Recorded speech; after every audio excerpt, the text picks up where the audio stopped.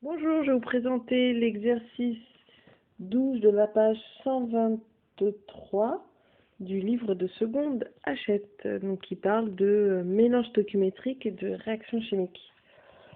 Alors, on a affaire à une réaction chimique, c'est la réaction entre le dihydrogène et le dioxygène, et ces deux réactifs vont former de l'eau, tout ça à l'état gaz.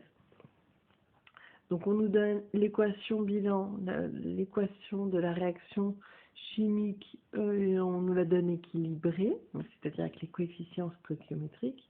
Ce qu'on appelle coefficient stoichiométrique, c'est ce que je vais vous présenter en... Est-ce que je vais y arriver à trouver ce que je veux? Voilà. En jaune, là,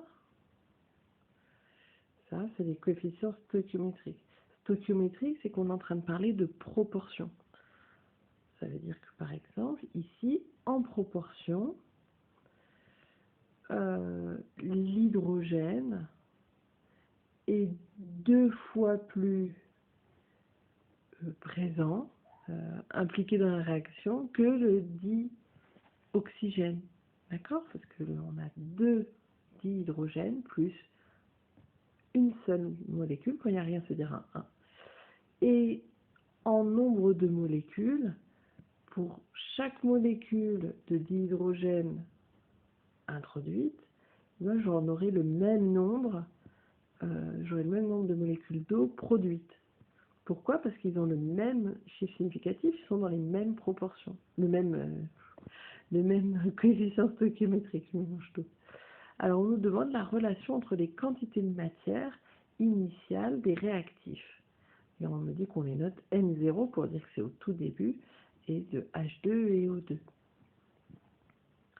Donc là, on a la quantité de matière de H2 qui est égale au double de la quantité de matière d'oxygène. L'oxygène, c'est un 1 et le dihydrogène, c'est un 2. Donc c'est 2 fois la quantité de matière du dioxygène. On peut aussi l'écrire que la quantité de matière initiale du dihydrogène divisé par 2 égale la quantité de matière de O2. 0.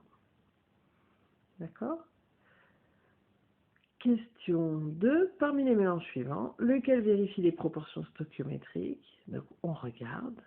On voit que j'ai 2 fois, il faut que pour chaque paire de molécules de dihydrogène, il me faut une molécule de dioxygène.